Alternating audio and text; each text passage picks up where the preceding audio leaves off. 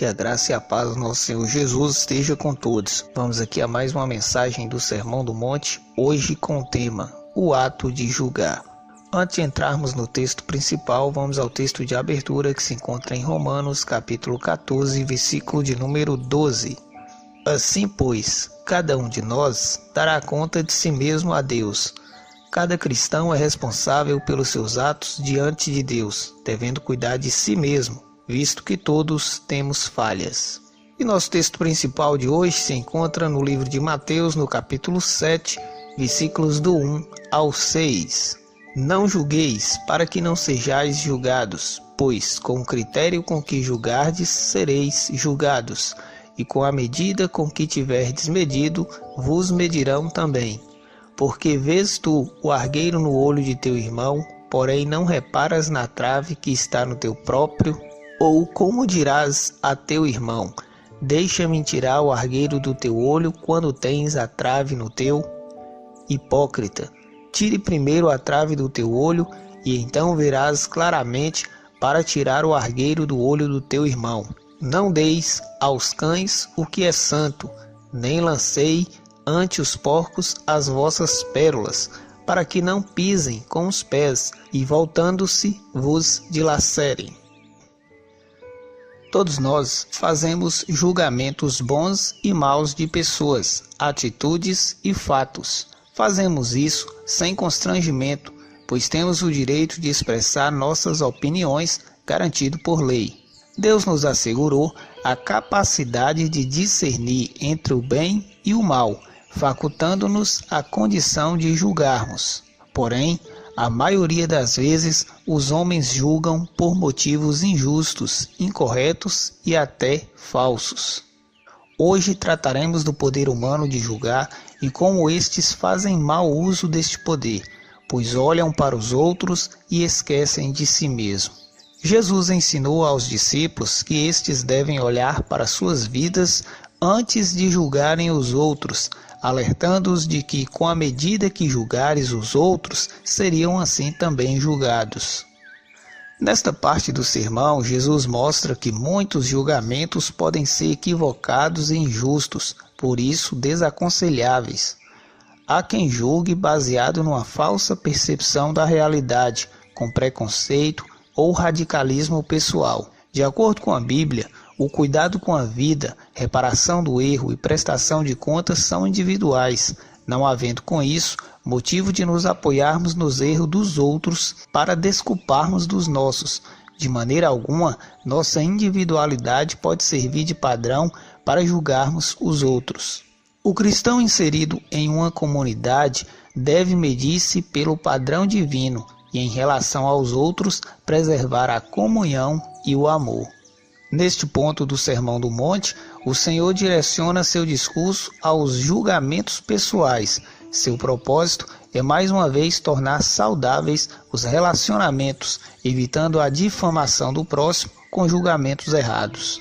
Deixo claro aqui que o Senhor não está condenando nenhuma estrutura jurídica que serve para aplicar a justiça e punir os culpados, e nem criticando a igreja quanto ao exercício da disciplina sobre os seus membros.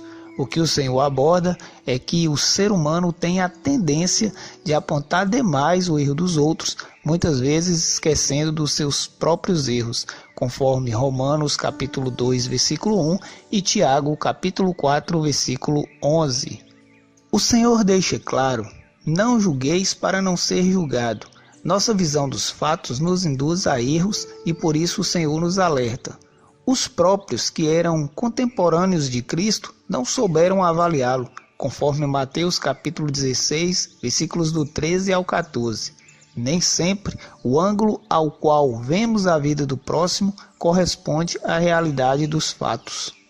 Quando o profeta Natã procurou Davi para falar de seu pecado, o rei apressadamente julgou se tratar de outra pessoa, quando na verdade a questão era com ele mesmo, conforme 2 Samuel capítulo 12, versículos do 1 ao 7.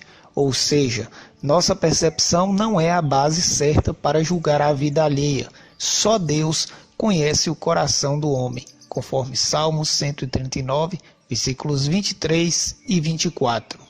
Outra razão para evitarmos equívocos em julgamentos pessoais é que eles podem ser fruto de preconceito.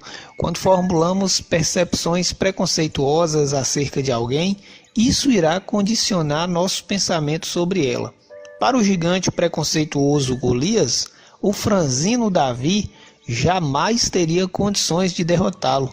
Por isso olhou com preconceito e desprezo, sem saber quem é que supria as forças do rapaz. O resultado disso, todos sabem, conforme 1 Samuel, capítulo 17, versículos do 40 ao 47. Radicalismos pessoais e má interpretação das Escrituras também nos induz a erro ao julgar o próximo, onde o ponto de vista de cada um é mais importante do que a questão em si. Aqueles que julgam não se permitem olhar o próximo sobre outro ponto de vista. Há quem interprete as Escrituras erroneamente ou como lhe convém, simplesmente para acusar o semelhante e lhe apontar faltas, sem antes olhar para sua restauração espiritual. Satanás, por exemplo, usou textos isolados contra Jesus, conforme Mateus capítulo 4, versículos do 1 ao 11, querendo um massacre espiritual sem nenhuma preocupação com a vida do indivíduo.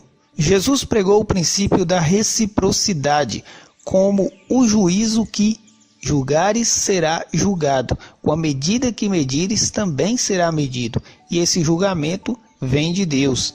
Muitas vezes passamos por obstáculos simplesmente porque talvez lá atrás colocamos obstáculos na vida de outro. A partir deste instante, o Senhor introduz o padrão correto quanto ao trato pessoal, destacando a individualidade de cada um. Conforme o versículo do 3 ao 6, isso significa que cada cristão é responsável diante de Deus pelos seus atos, cabendo a todos nos cuidar de si próprio, tirar a trave do olho, porque todos nós temos falhas e devemos nos atentar, conforme Gálatas capítulo 6, versículo 5. Isso não significa que não devemos ajudar os outros em suas fraquezas, mas cada um tem que ter a iniciativa de se autocorrigir, mesmo recebendo a ajuda dos irmãos. Se eu estiver em falha, não adiantaria os irmãos me ajudarem, se eu mesmo não me ajudar. E da mesma forma, eu só posso ajudar quem se autoajuda. Deixar ser ajudado faz parte da disciplina cristã. Não podemos ser críticos, mas devemos estar em condições favoráveis espiritualmente para ajudar aquele que está em pecado, conforme Tiago, capítulo 5, versículo 6. A correção é um ato de amor e não de acusação. É uma conversa em particular, sem a intenção de ridicularizarmos ou expor o irmão em pecado. É incentivá-lo a abrir os olhos e abandonar o pecado por sua própria vontade. Isso com a ajuda do Espírito Santo. Mas se mesmo assim não houver mudança de rumo, aí sim passa a ser uma questão disciplinar a ser considerada pelo restante dos irmãos, conforme Mateus capítulo 18, versículos 15 ao 17. Ressaltando que, apesar de estarmos em comunhão, a prestação de contas diante de Deus é individual, conforme a parábola dos talentos, que está em Mateus capítulo 25, versículos do 14 ao 30, e a carta aos Romanos, capítulo 14, versículo 12. Devemos entender que uma sociedade muda quando individualmente cada um resolve mudar. Contudo, lembramos que a fé é exercida dentro da comunhão e nossa individualidade não nos dá o direito de afastar desta comunidade. Pelo contrário, por amar a Deus, buscamos ter comunhão uns com os outros, cada um dando a sua contribuição para o fortalecimento da fé de todos, da Igreja de Cristo, conforme Salmo 133 e também Atos capítulo 2, versículo 42 ao 47, além de Hebreus capítulo 10, versículos do 24 ao 25. As Escrituras, então, aqui nos ensina que, ao invés de ficar olhando as falhas alheias, querendo justificar nossa fraqueza espiritual, devemos focar em Jesus Cristo para alcançar o padrão divino de conduta de um servo do reino, conforme 1 Coríntios, capítulo 11, versículo 1, Hebreus capítulo 12, versículos 1 e 2.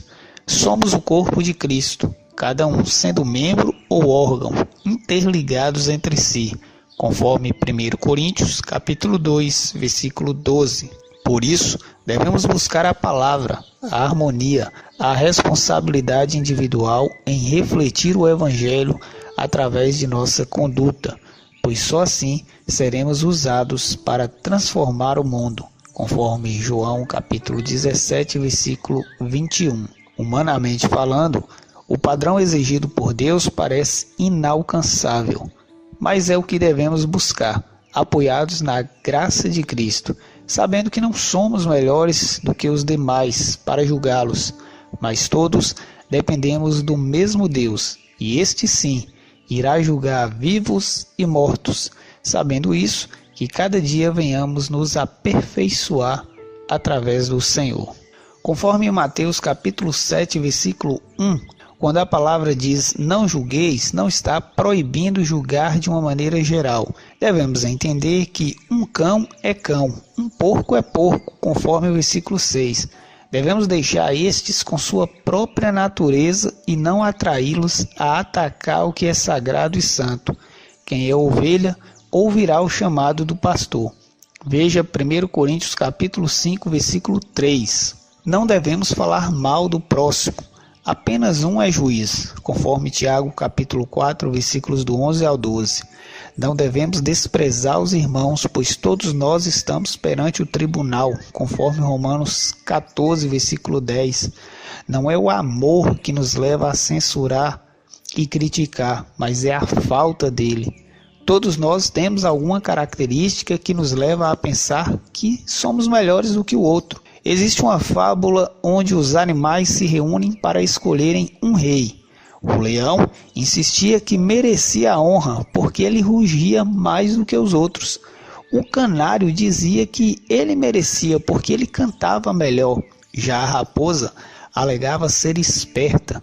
O canguru dizia que merecia, pois ele pulava mais alto. A carnalidade nos faz cometer o mesmo erro, e o outro erro é não reconhecer as qualidades do próximo e enxergar apenas os defeitos. Conforme Filipenses capítulo 4, versículo 8, que possamos abrir nosso coração para aproveitar o que há de melhor em todo o ser e dar o nosso melhor, pois o critério que usarmos para julgar, assim também seremos julgados, não só pelos que julgamos, mas também pelo justo juiz. Que Deus vos abençoe.